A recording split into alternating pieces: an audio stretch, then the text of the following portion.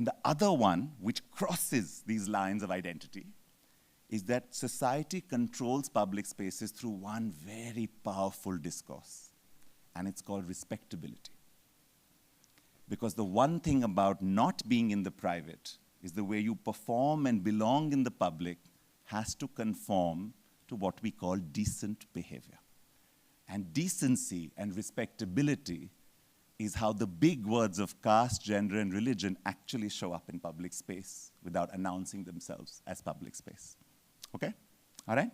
So, if we have these tensions, and if there is no public space in a singular form, but the publicness of space, then how do we think about it? Now I tell you 5 stories about publicness, good, bad, and ugly. Okay? And they are of 3 kinds. Some of them are invited. Someone tries to create a public space. It's intentional. Okay? Some of them are invented. The space was never meant to be public, but we made it public. We created a publicness without a public space. Okay? Any of you, when you'll see this as Bangalore's metro stations grow in number, every once in a while there will be a shortcut to the metro station through a green park, like a little garden area. And over time you will see that the whole park's grass is lovely except for one path in the middle that has no grass. Because everyone decided that that is the way we are going to walk to the station. No planner decided it, no designer decided it. We invented a publicness. And over time, the gardener will start cutting it to the left and cutting it to the right, but he will leave the path. Okay? Invented publicness. And the last one I want you to think about is insurgent publicness. An idea of not just claiming this tactic of walking where you're not supposed to walk, but actually fighting the tensions head on. Fighting the state, fighting the market, fighting society. Right? So I'm going to come back to you and use the metaphor of protest, and protest in public space as an insurgent publicness. Right? To occupy spaces you are not meant to occupy. Okay? Okay, those were all the big words I have. Now it's just stories. All right, story number 1. Story number 1 is the home of the notion of design and publicness. Let's go back to the square. Okay? And one of the people who was really good about the square was a person called Haussmann. Okay? Haussmann was a very famous designer and an architect, okay?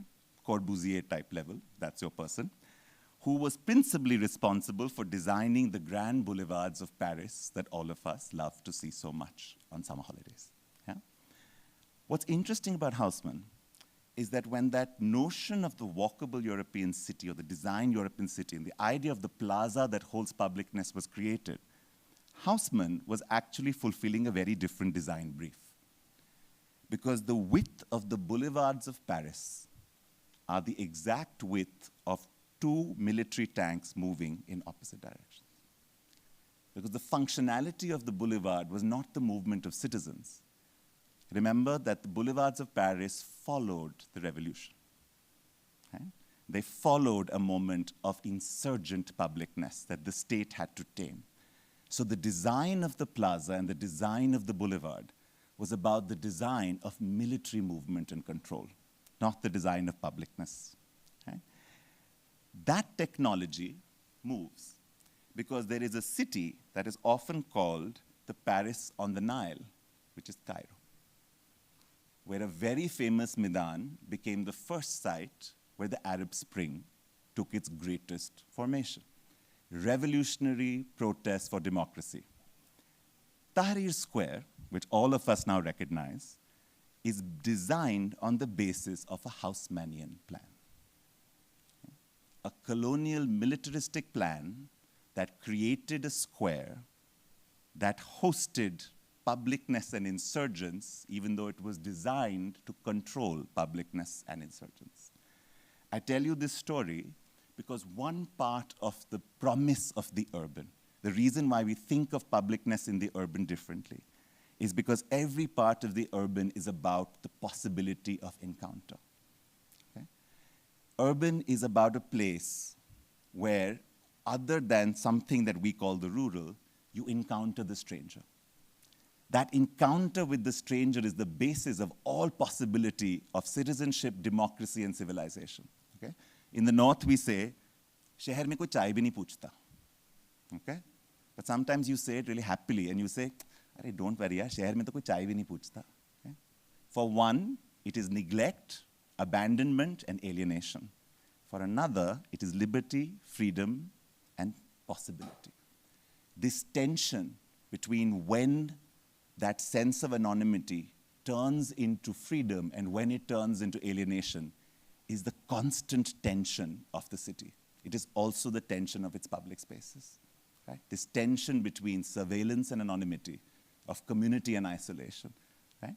And when you think a little bit about this possibility of encounter, the fact is that Tahrir could hold both those encounters despite its legacies. So the lesson I want you to take from this story is that despite the intentions of the designers of public space, the publicness of that space is a story never yet written. And over time, the most unexpected places can hold publicness despite the intentions of power, which is the promise of the city. But always remember, the city is both the stage where power is exerting itself as well as where it is being fought. Okay? When you push the system always fights back. Okay? Let me give you a second story. The second story is about spaces of protest. Every city has a space of protest. In Bangalore, it's Town Hall, it's Freedom Park. It used to be the grounds of the government art college. Okay? But a generation of Bangaloreans don't remember those gatherings because over time, one has been not protesting in Freedom Park, one has been forced to protest in Freedom Park. Okay? In Delhi, we retreated from Ramlila Maidan and the boat club lawns of India Gate to Jantar Mantar. Okay? Here I want you to think about this tension of publicness, of the deep contradiction in the idea of assigning a place for protest, to discipline the action of resistance to say here and not here. That doesn't mean that protest loses its politics, but it means that politics is always spatially in tension with an attempt to control and limit and contain it. Yeah? But when I think about insurgent publics, I think about the India Against Corruption rallies that never took police permission to walk across highways. I think about the farmers' protest that never went to Jantar Mantar but sat at a highway on the border of the city. I think about neighborhood sit-ins in the anti-CAA NRC protests that turned the space under a metro station's traffic light into an occupation with beds and homes and libraries. I think about the construction of insurgents of claims to publicness in spaces that never invited them, that never anticipated them, but were actually the perfect places to hold them. And when I think about one of the most famous of those occupations in Delhi, a place called Shaheen Bagh, I think about how the fact that that protest could be led by women and their children was because, like the Hesha, it was gated enough to be public. It was home enough to be private, but public enough to be public. And I think again about these tensions of how certain publicness got created. And I want you to think about publicness then again, not in the plaza and the square, but in the memory of Shaheen Bagh. When you stand at the metro station, even though no one sits there today, in your mind, the traces of their presence are a publicness. The memory of that occupation is a publicness, because it reminds you that it looks like a footpath and it looks like a road, but actually it's a Maidan. Actually it's Tahrir. Actually it's a plaza. Actually it's a place to sit and to sleep. And to be able to see the history of a moment where one act of occupation can make a space public forever, even if that encampment, that occupation is no longer materially or physically there. Okay?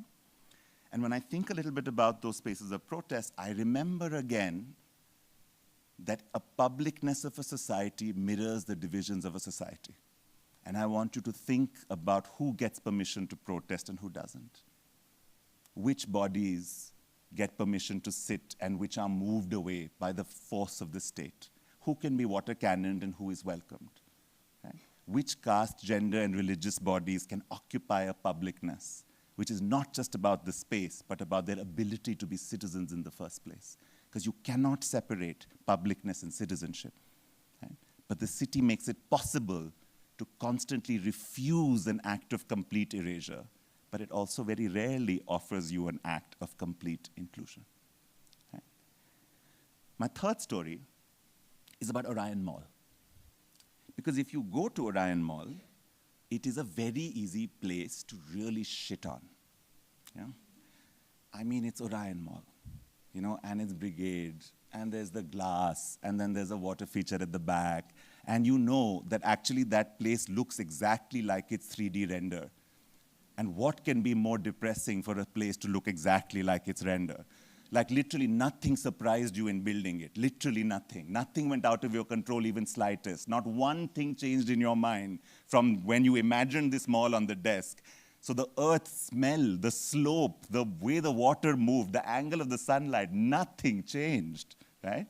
So you get to that space. So, so I have shat on Orion a lot. I have encouraged my students to shit on Orion a lot. It's gated, it's commodification, it's neoliberal architecture, it's glass, it's unsustainable. Why do you build like this in Bangalore? Blah, blah, blah, blah. But if you go on a Tuesday afternoon at 4:15 p.m. to Orion, and you go inside at the back, and you don't eat at the restaurants because you shouldn't, because they're really mediocre, and you sit by that water, you look around and you say, every single person here is on a date. And every single person who's on a date there is never going to buy one thing from this mall. Okay? And I remember where we used to go on dates. Okay? And I suddenly look at Orion and I say, how come they feel safe dating here? How come these bodies, and I can tell you, they're not Orion bodies. These are not the publics the mall anticipated. These were not the drawings on the renders. These are not kids from this neighborhood. They have come across the city, okay, on 2 Sampige connects, okay, to get to Orion, and they can only be there between 3:30 and 5:30, because that's the space of youth, freedom, gender, and mobility, okay? That's your slot, all right? In Delhi, we used to do this in what was called the afternoon disco. Okay? It's a terrifyingly beautiful thing, if you've ever seen it. Okay? And I think about this publicness that is gated enough to protect love and desire in a city where every municipal park is shut and locked between those same hours, where there is always an uncle or an auntie or a both at hand to tell you not to do X or Y, right? And I think about how this space is both a commodification and a closure of the public, and it's also an opening and a creation of a public, because the publicness doesn't behave to these simple binaries of what it looks like. Right? And I think about that idea also of why this is possible, and it's possible because in this generation, the working class body in our cities is no longer so easily aesthetically identified. Because everyone has genes, and everyone has phones, and everyone knows how to get past that guard. Okay? Because remember, Orion is not just gated because it has a physical gate. That gate automatically opens at human biothermic presence. Okay? It's the one thing that doesn't ask you what your identity is. It just reads your heat signature. But everyone knows Orion is gated because you need a certain social courage to walk in that space. You need your body to not be red in that space, right? 20 years ago, when I was younger, when Avinandana and I was younger, I'm dragging you back with me, the aesthetics of our cities were clear. Class was writ upon our bodies, right? That has changed. And so the possibility of publicness in a mall has also changed.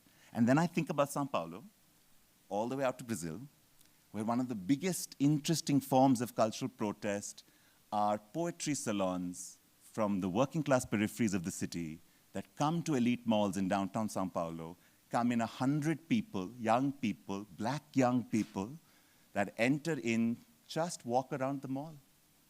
And every single time, someone calls the police. And the police come, and they say, but we're just walking around the mall. And then police say, did they disturb anyone? They say, no. Did they steal anything? They say, no. Did they ask you questions? They said, no. They said, why did you call us? Because they're walking around the mall, right? And that collective walking around the mall takes then not the date at Orion, but back to the insurgency of the anti-CA protest, right? That spaces transform into public spaces when you turn them into publicness, even if that publicness is not invited. But I also think about the fact that here the market comes back, that commodification comes back. Right? What is the name of the road? MG Road and Brigade Road, sorry. That was not a dramatic pause. I literally was like, what is that road called? MG Road and Brigade Road for a long time. One of the first Kannada slang I learned when I started spending time in Bangalore was from my friend called Sriram Aramadan, who had a column in the Bangalore Midday for a long time on Bangalore slang. Excellent column, please Google it. And he taught me the term budding and mudding. Right? And budding and mudding were Bangalore terms for stomping up and down Brigade Road and up and down MG Road, right? Because that's what leisure was, okay? Budding and mudding. But the thing about budding and mudding is just next to where budding stopped, which is the traffic light which is now blocked, the road that takes you back to Commercial, where the metro has put the barriers and you can't go. When we were young queer kids in Bangalore in the 90s, that was the space where queer people went for public sex. It was the space of Kothi sex work. It was the space of Hijra sex work. Okay? The bamboo clumps in Cubbon Park were not sustainability, they were desire. They were very different things and very different places. And sometimes we went into them for desire. Once in a while, some of us in our activist days used to go in and throw condoms into them and say, Anna, like that, okay? Anyways, they were different times.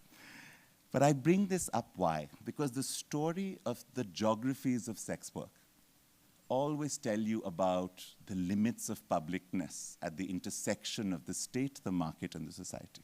There are certain bodies, certain acts, certain places that bring the force of decency and respectability and markets violently together. Right? And that geography, so you can read the redevelopment of the Brigade Road Metro interchange as an urban development design. But what you need to remember is that that geography also erased a certain publicness, a certain circulation, right, that used to inhabit those streets before they changed. The work of geographer Dhiren Burisa traces how Delhi's metro expansion and flyover expansion erased what he called a queer Dalit landscape in the cities. Right? Erased away where bodies circulated and found each other and moved. Right? And in Dhiren's work, you see how certain forms of respectability, and respectability not just in terms of patriarchy, but equally in terms of the questions of caste and religion and work falling on respectability, right? How the publicness of spaces was actually held by that geography of sex work. Because for a lot of us, it also meant when you walked in a dark street at night, it was the sex worker who kept you safe. Right? But it also meant that in my first house in Bangalore on 7 High Street from the 2nd floor, when there was a trans sex worker who worked the corner on the light, every night I would look for her, and when I could not see her beyond a point, I would stand on my balcony and keep waiting until she reappeared. Because I was worried, because she was alone, because she had to be, because she couldn't bud anymore, and she couldn't do mudding anymore. She had been pushed to Cooktown, and Cooktown did not yet have the invention of that publicness. But the fact that I stood on the balcony and waited for her is also what publicness is.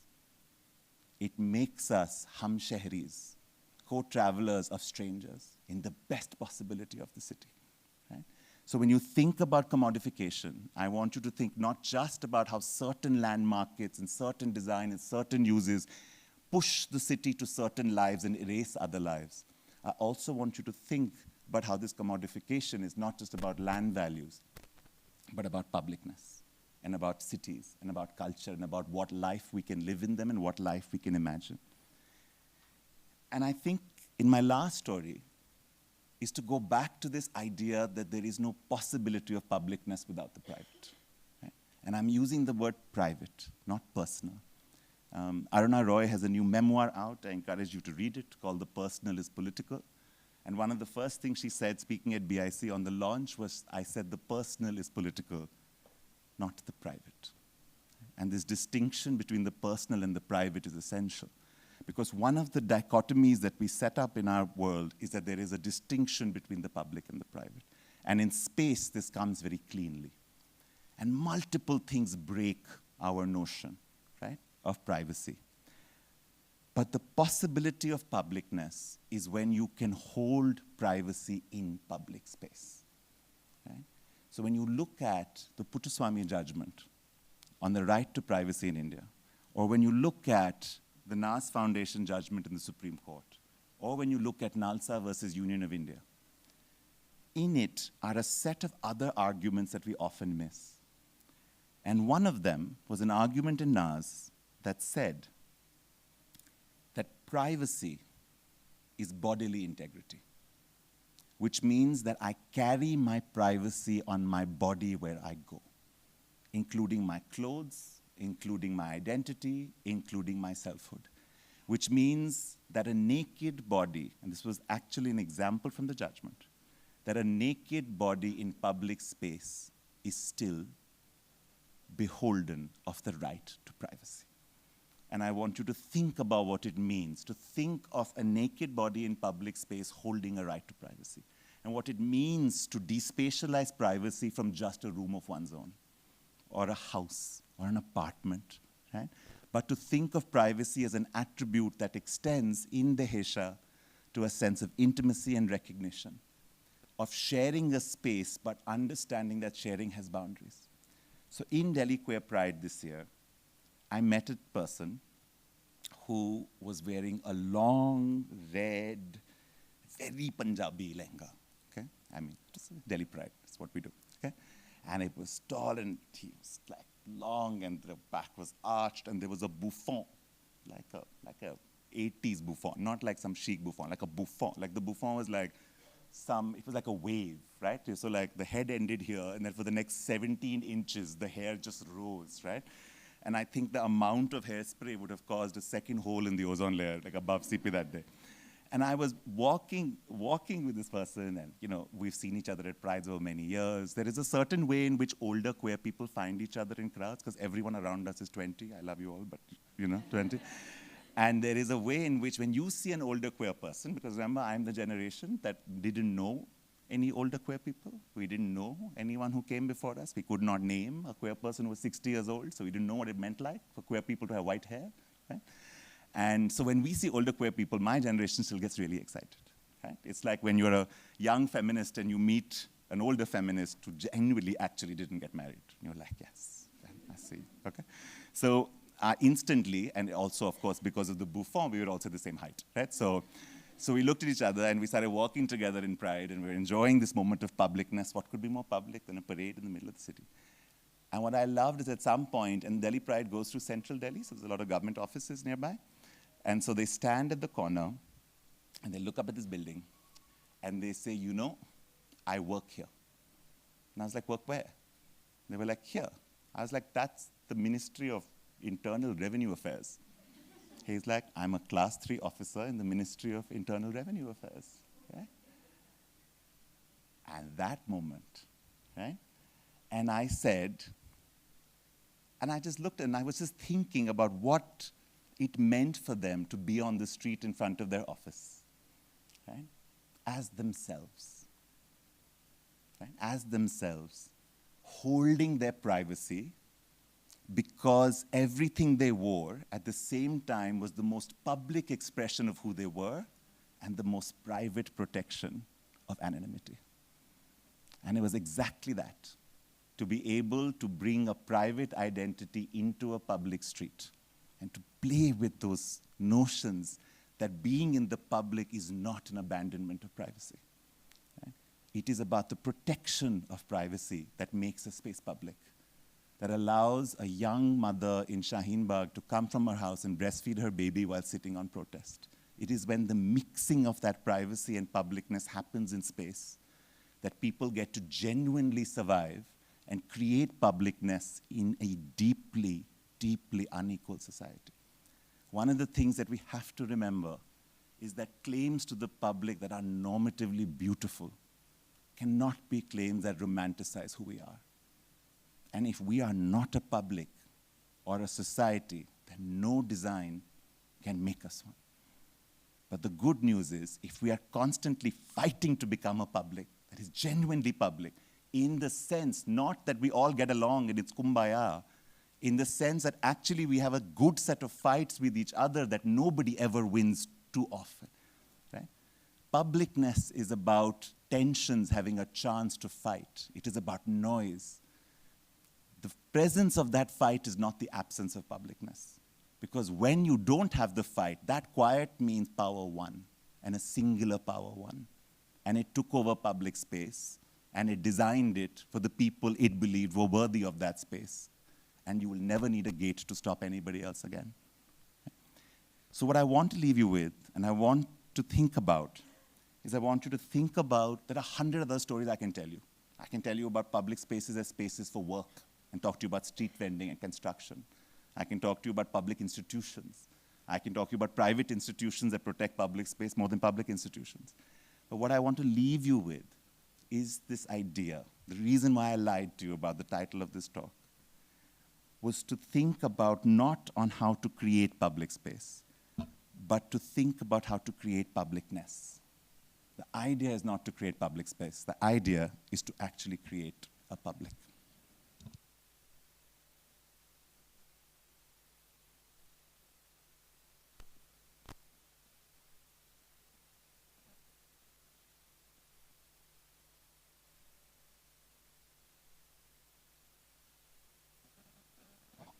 Okay, thank you, Gautam.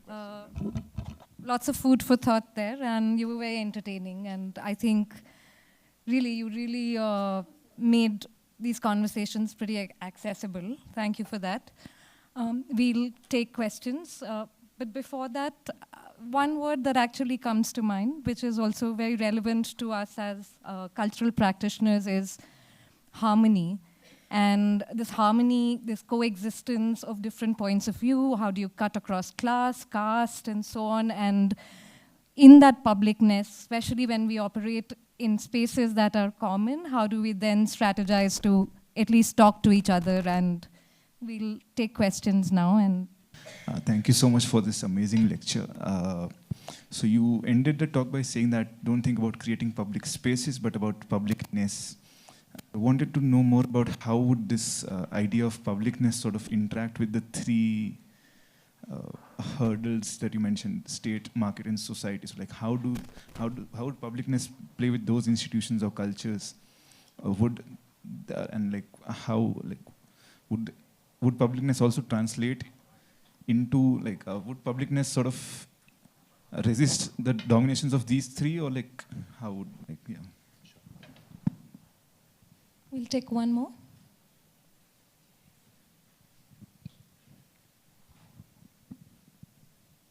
Yeah, so, am I audible? So you talked about the...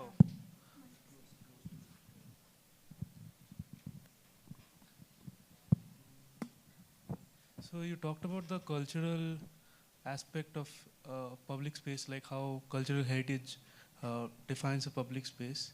So I would ask you what would be the impact of migration and like people coming in from other places and taking over another place and also feeling like home in that place as well. So what is the impact of that in a cultural space? Yeah. Let's take this. That last one back then. Hi. So I'm going to bring in Bombay here, just to sort of like, put in a third city, which I believe doesn't have enough public space, but has a lot of publicness. And as a personal sort of reflection of why there is so much publicness has a lot to do with the private, right? Like the private home is so small that when the home does not manage to give you that privacy, you sort of seek it in the city. And sort of like the city is saving you while the private space is so small that everybody is like sort of going out and seeking it. And there isn't enough of it, but there is like a million examples that people will give you about like sort of, sitting against a Godrej wall at Silver Beach and sort of making out. And, like you can literally see people sitting 1.2 meters center to center, like, making out in that place. And I was just thinking about if we can add to the idea of the society, the market, like if I come and take it back to the space, is there something there still? So to put those two together, so when I say publicness, I do think it's important once in a while to bring publicness back into space, because there is a particular spatiality to publicness. So publicness can be about a public economy, and it can be about something totally different. It can be about public infrastructure. So you can use the idea of publicness in multiple places. I think in the context of this talk, I want us to hold on to what does the spatiality of this publicness look like, right? And that allows you to think about it in two ways. So one is that Bombay's publicness is a publicness despite. In fact, a lot of publicness in our cities is a publicness despite. Now, for some parts of publicness, I like that tension. Because remember, I gave you invited, invented, and insurgent. You need all three of them, right? Bombay is great at invention and great at insurgence. That does not mean that you test every resident of that city on a daily basis until they are exhausted, right? So I think for us, part of the practice is to say, we are very good in Indian cities at the invention and the insurgence, because we are very rarely invited in any way to have publicness in a way that's actually joyful, you know, to actually make some of the exceptions, when the exceptions are, you see them, right? Pujo, Ganesh, like festivals are the one exception, but very small practices. Bangalore has the loveliest practice of in a small community, when someone passes, the notification of their death is put on a front poster at the entry of the gully, right? There is a publicness to that memory, to that mourning. I think it's one of the first things I noticed about this city that took my heart, is walking outside Pottery Town and watching this and saying this person has passed and they lived on this street, right? It's not a family, it's not a personal thing, it's at the front of the street. So to me, I think that one of the things to think about is that there is a very strong role for good design. And that role of design is to say, we must invite more. But you must invite more, not thinking that your invitation will be received in a way that you can predict. Right? And that's that tension you want to hold on. But what are the gestures of invitation? What do you leave unbuilt? What do you leave a bit open? How do you think about your development norms? Right now, our notions of invited public space are deeply impoverished. How big should a park be? How wide should a footpath be? We've decided these three things that are invited public space. We play with the same three things, right? Park, this.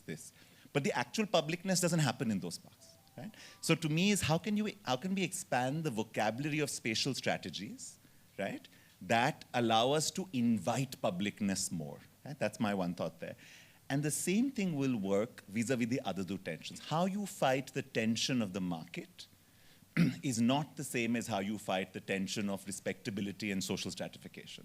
So the reason I'm also pulling the tensions apart, because very often we're not specific enough that the commodification is doing this, right? So when you start talking about real estate and changing Bangalore's FAR or FSI and the site permissions, we don't think that has something to do with public space other than is the space for the green space in the plan equivalent. That's not the question. When you build a vertical setup society, it changes publicness, not just public space. It changes circulation. It changes balconies. It changes the way it runs. So one way to think about those tensions is to try and be specific and say, if I do this as the state, this as the market, and this as society, does it open or close publicness? In what ways? Right? And if you can find specific ways that certain commodification of our cities through real estate is closing publicness, then you can be specific about how to fight that. You will not fight it by simply saying, build your gated apartment community, but leave itne square meter for the park next door. That won't do it. That's what we do now. That won't do it. That can create a space, cannot create publicness. The question you have to ask is, how many gated communities can Sarjapur hold before it's lost every sense of being a place at all? Right? That's not the question master planners ask. We say, how many square foot can we convert into real estate? And how much can the groundwater bear, and how much can the traffic density bear? We never ask how much publicness will we lose if we allow 3 gated communities by one developer to be built next to each other, if we redevelop it this way. So part of it is just a thought exercise to change the question, right? And the question of migration. So I have decided to go to war against this word, this idea of the migrant, okay? Because I see it used only when someone has to be reminded of their aukat. Okay? It is basically at this point a slur. Right? I live between Bangalore and Delhi. Okay? I come in and out. No one has ever called me a migrant. No one who lands at Kempegowda International Airport is called a migrant. Everyone who comes to Kempegowda bus station is called a migrant. Okay? So this word is actually a way to police the boundaries of who the public is. Right? no one takes over a culture because no one owns a culture. There's no culture to be taken over. That is the fundamental thing about cities. The minute someone controls a city, it's a township, it's not a city. Right? So this idea of the fact that there are these tensions between publics, yes, that is what publics are. That is why these are cities and not serfdoms and not castles with moats. Right? That's why there are places that is why you have a fundamental right to move and live anywhere in this country. Right? So I think that one way in which publicness fractures are these very nostalgic claims to original cultures. But they are just claims. Nobody gets to win that fight. And where I think it's really interesting is, so I follow an architect based in Ahmedabad called Renu Desai, who has a lovely term called multi-local lives. Not migrants, but multi-locality, right? Everyone hedges and builds lives across multiple locations. A little bit of life here, a little bit here, a property here, a work here, a festival here, a city you love there. So I think that cities must anticipate multi-locality. Everybody who is here has another local, right? However strongly or poorly they hold it. And so the question then is, how do you build culture multiply wherever you are, right? So Swati Shivanand is a Bangalore-based historian. She teaches at Manipal. And she has a lovely piece of work on the questions of belonging for women who come from other parts of Karnataka to Bangalore. And she uses the Kannada word desha.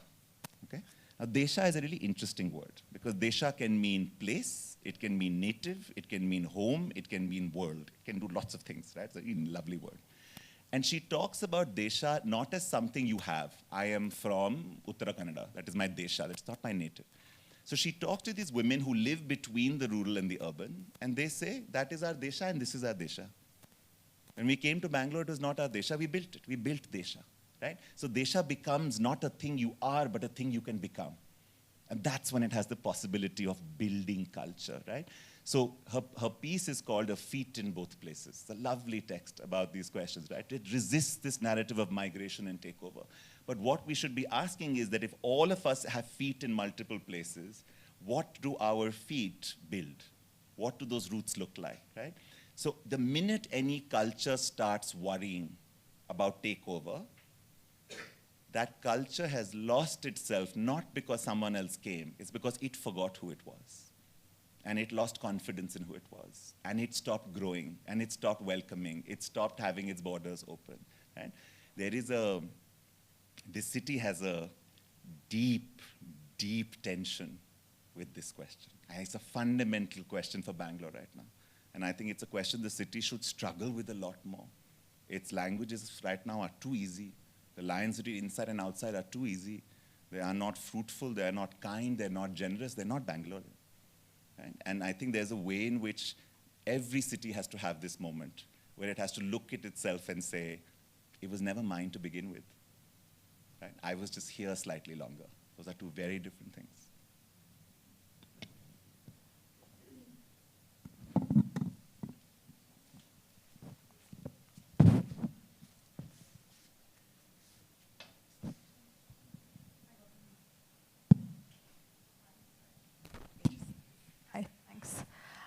Thanks, Gautam, for your talk. I was just wondering what happens to the creation of person's subjecthood vis-a-vis individual identity and communal identity, community identity, in the creation of publicness. Yeah, it's that core question, no? It's that fundamental, because when you start thinking and break down the social, that social is being composed at these multiple scales. Right? And I think in India particularly, it's funny, a lot of my students are here, so I'm also thinking about what we were doing in class last week, right? And we were like, I have no idea why they're here on a Sunday, but it's fine. And tomorrow morning, they'll be like, we didn't get time to read because we were here listening to you, okay? So just sneaking in my own angle, I see you. But we were reading Ambedkar's Annihilation of Caste last week, right? And in that speech, there is exactly a line that says, the beginning of all social reform is the beginning of the individual challenging their presence in a group. And how that group responds to that first act of challenge, right? One act of challenge is excommunication. One act of challenge is welcome, right? What happens when you begin? So I think this tension between the individual and the group is fundamental, especially to the Indian social, right? And I think there's a reason why, for Ambedkar, the key concept was not liberty, but fraternity. It was, it was Maitri, right? It was this idea of how do we come together? If you look at the Indian Constitution, the political scientist Nija Gopal Jayal has a very lovely set of arguments that the Indian Constitution, unlike a lot of the European constitutions, does not have the individual as its unit of analysis. It has the group. The Constitution speaks of groups, right? So in some way, our social has always struggled between this line between the individual and the group, and because we're India, the mediating space is the family. So the question I would say is, what kind of spatialities allow what kind of negotiations between the individual, the family, and the group?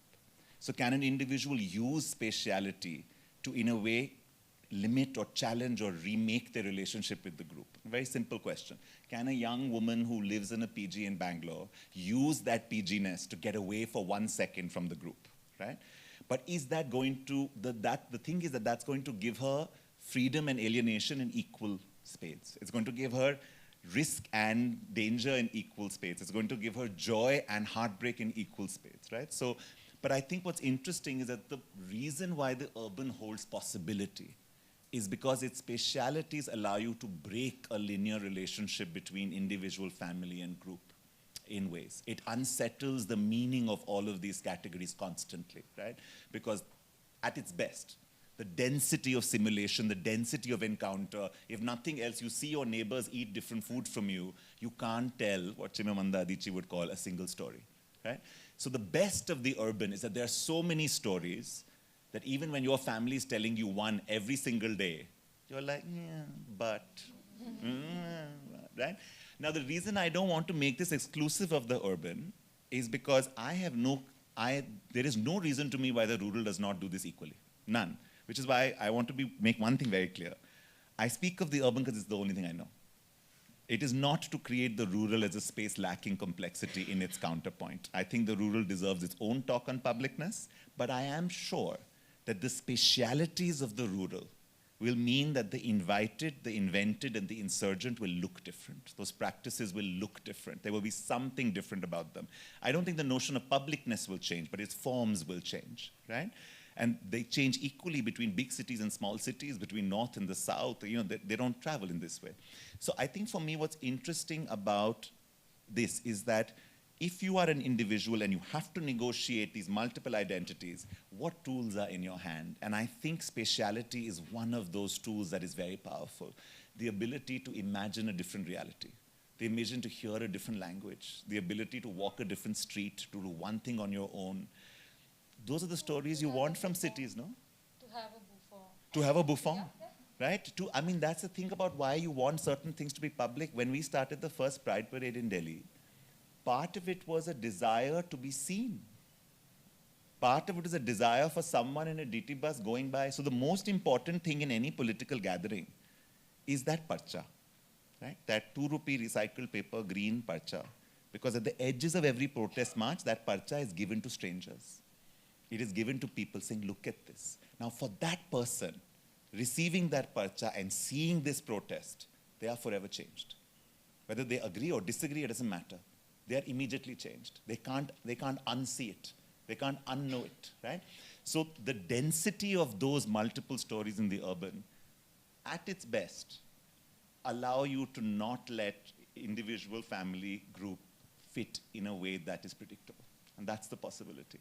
And that is why when our cities start being reduced to single stories, then they don't give us that. And in our cities, you see a bit of both, right? And I think the naivety for us would be to say that in the urban, all those stories just reform in this lovely way. They don't.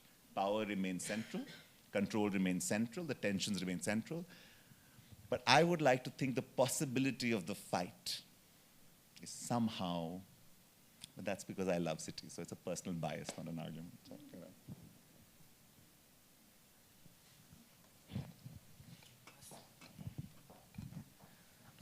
Hi. So I've been mostly thinking about the different ways in which gender and caste manifest in general, and what could be also the similarities between those two as well. And mostly in the context of, say, liberal memory recently, I see that, the way the liberal coping mechanism with caste is mostly with, say, amnesia, certain amnesia, or manufactured amnesia, or performative. I don't know my caste. But similarly, if you look at, say, gender, I often think that there are not enough people who are saying that, gender is private, my pronouns are private. And so there is a very different way in which, the liberal memory is reacting to these two. And I've been thinking, I've been thinking about also the difference between, again, this manufactured or performative amnesia versus genuine annihilation as well.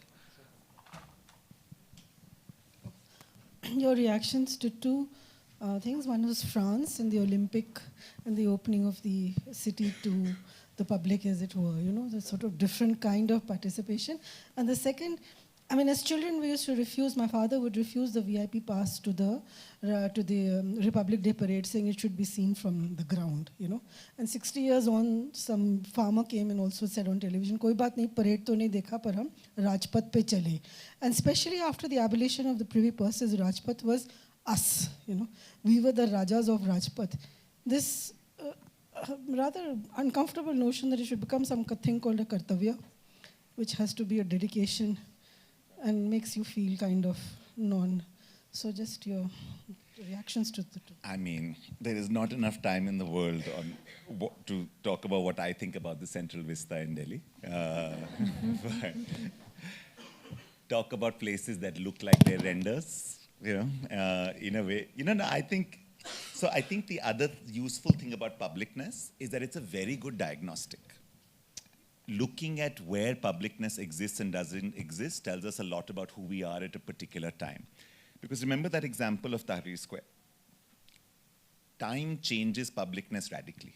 And that's the most hopeful thing about life, right? That a space that can be so deeply closed in one moment can be so radically open in another moment, right? And that's why we have work to do about opening up publicness.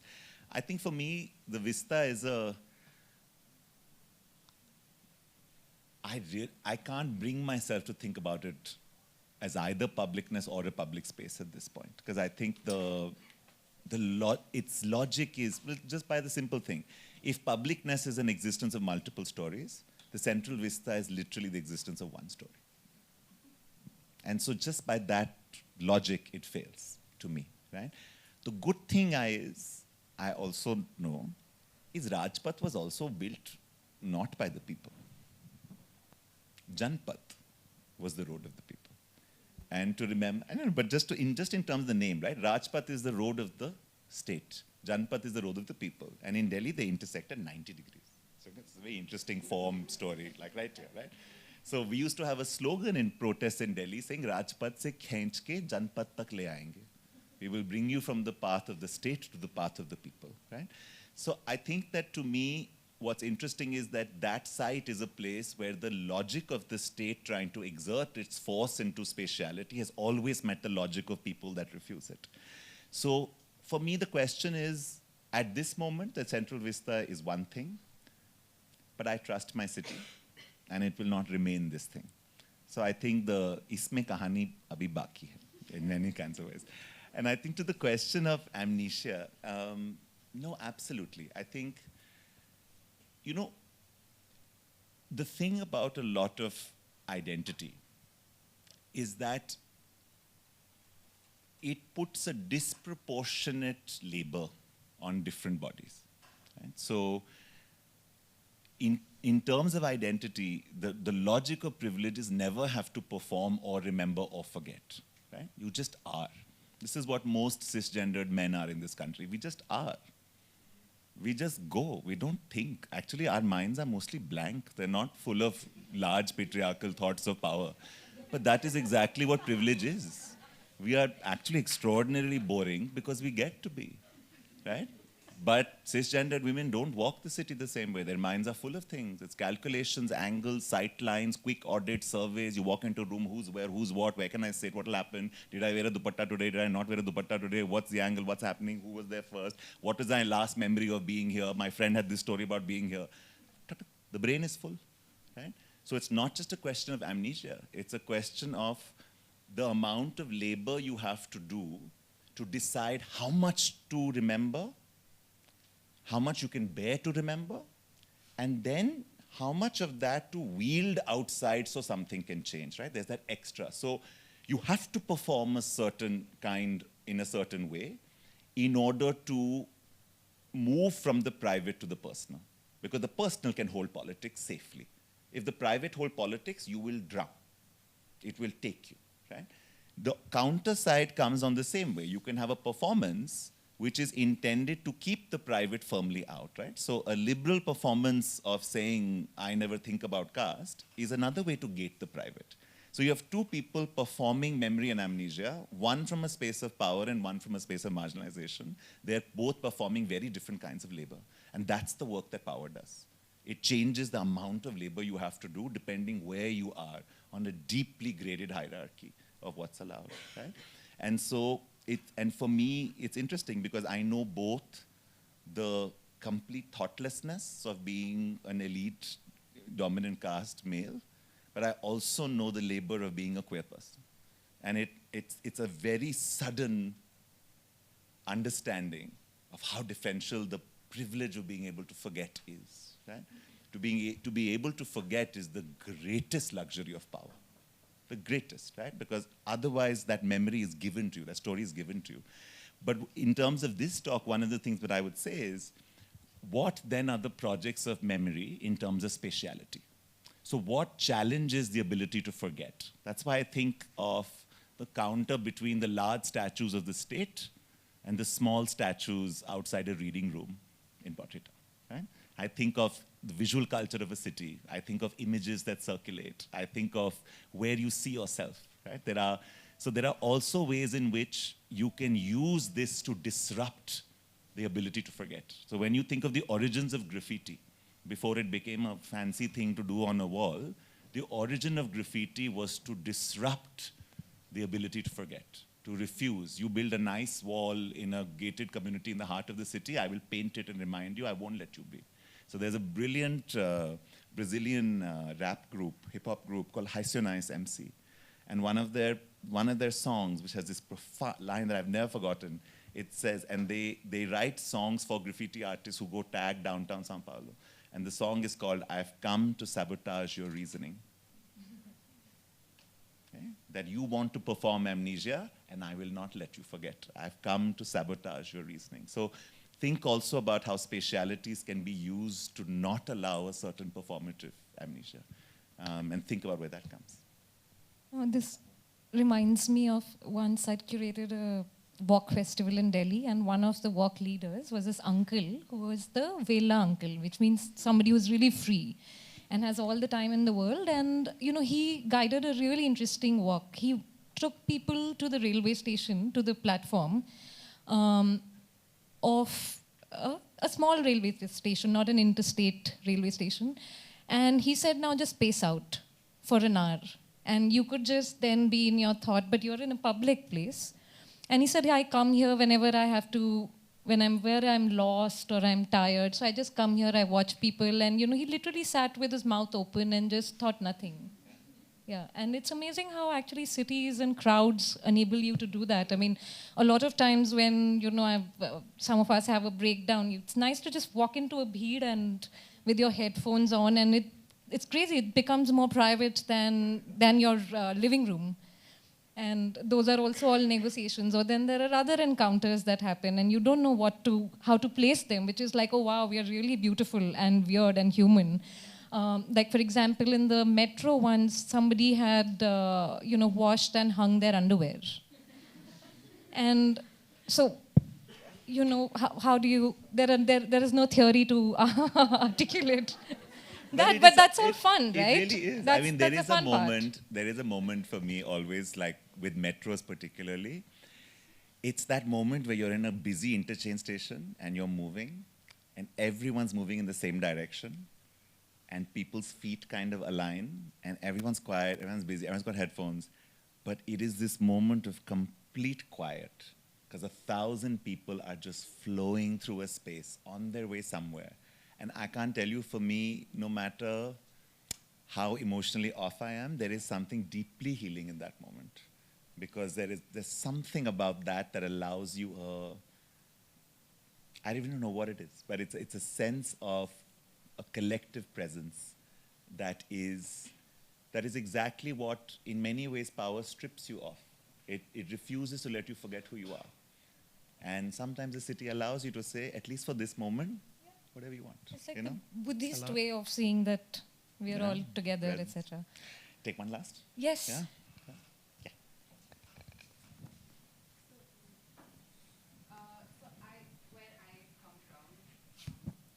The city that I'm from, Ahmedabad, I've noticed this thing growing up because I come from an upper caste family, and we've grown up thinking, I've grown up being told that my city is very welcoming and my city is, the people in my city are warm. Yeah, that's what I kind of like grew up hearing a lot. I think this is what he meant by that amnesia. I was just gonna get to that. But what I wanted to like ask you, I guess, ask your thoughts on is that as I learned more about my city and like how ghettoized it is in so many ways and how much trauma it holds from like all the communal tension that it's like faced, people feel publicness when it's amongst people of the same kind, I feel like. And I could hear a group of Muslim women talk about things that plague them where they live much more freely just in their closed spaces with just people who look and sound and think the same way and have the same religion and beliefs as them, versus in a bigger group of like people who are like Muslim men, Hindu women, so on and so forth. So I feel like our idea of publicness is also like skewed to like, we feel public when we feel uniform in some ways too. So I don't know what you think about that, because I feel like people express themselves like, I don't know, in ways that are comfortable to them only when they're around people that think and look the same way as them. I would say, think of it not that it's a space where things are uniform. It's a place where they feel safe. And the question is, what happened to us that safety began to come only with people who look like us in certain ways? Actually, what has happened is the breaking of our public has become that our instinct of where we are safe has been reduced to the simplest of categories, right? And it has made us also think that a group of Muslim women are uniform, even though one of them could be political scientist who is an Naxalite, and the other could be working for McKinsey as, you know what I mean? Like, you see how we've also now reduced ourselves to categories with the individuality of those groups. Not saying you're doing it, but that's because that's the way we've begun to tag safety. The best bet is stick to your own, right? Which is exactly where we are right now. Where we are right now is that we have created these islands where we are unable to imagine a sense of safety outside some very reductive notions of who are our people, right? Where we are reduced then to these markers of groups and there. And I think that this is exactly the challenge for publicness. The challenge for publicness is to open up the possibility that your safety could lie in a broader sphere. That it is not necessary that certain spaces that don't immediately look or can be described in a certain way are unsafe, right? When our publicness breaks, we retreat to this. So the question then is to also take a very long, hard look at our own cities and say, in what ways has our publicness broken? Where have we retreated? To what safe spaces? Those safe spaces are essential. And I want to say this again. They're essential, right? Because no human being can be unmoored without a sense of safety and belonging. So the idea is not to say, mix the space. right? The idea is not to say, because in an unequal society, because different people are doing different labor, they also need different kinds of safety, right? And so the question of the publicness is also then to think about when is it that those spaces are autonomous? When do they become exclusionary, which they also are in some ways? But when are they a reaction to needing safety because of the absence of any form of publicness? And when are they actually gatekeeping, right? So when a set of Muslim women or a set of women say we want a women's only space, it has boundaries. But the act of that is not an exercise of power, it's an exercise of autonomy, right?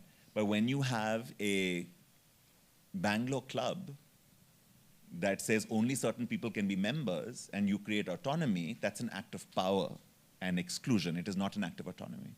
So I think for me, the question is to say you will always need spaces that feel intimate and safe, where you are fully yourself. And the task is to push the boundary of that space slowly, slowly, slowly, so that it doesn't become. I, as a queer person, there are certain times when I want to be in a space with only queer people. I just do. You know, I think all people are lovely, but there is a way in which there's certain times when I'm like, I cannot explain myself, I cannot do all this, I just want to be around queer people, right? But I want that to be a choice and not a compulsion. I don't want to retreat into the spaces that are autonomous and safe. I want to choose them and grow in them and love them, and then be able to have my feet in every other place that I want, right? So that I can also grow and risk something. So I think that if we say, it's not that those women don't want to be more public. It's that right now they don't feel they can be more public. So we have retreated into the spaces of our own. We have retreated into these islands. And we need to hold on to them, but we need to be able to allow people to hop between different islands. So think of this, and we can close with this, think of this as another way to think about the one thing I didn't talk about at all, which is the thing people talk about endlessly with public space, especially now, which is to read public space so dominantly to the notion of sexual violence, which it actually always, absolutely is a space for. And the reason I do that is, but if you think about that idiom, the question of why so many people protested after Nirbhaya in Delhi, or after Abhaya now, is not to say we want to be safe in the sense of being enclosed. It is to say that we refuse to make a choice between freedom and safety. It is to say we want the right to take the risk we want in public space when we want, right? So if you think of the slogan of Women Walk at Midnight, it is to refuse to be forced into these islands of safety, where to be safe you have to give up some part of your freedom, right? And so that tension, I think, is very similar to me here. Our notion in publicness, the best of publicness, enables everyone to take the level of risk they want at different times in their life on who they are. And the minute they cannot take that risk, we then retreat. And when we retreat, we lose the ability actually to belong to something bigger than ourselves. So the challenge for all our cities is to say, how do those women that you're thinking of, how do they feel confident to take a risk and try and feel safe somewhere that looks very different? What do we do to invite them to do that? And I think that's the question at hand. Okay, stop.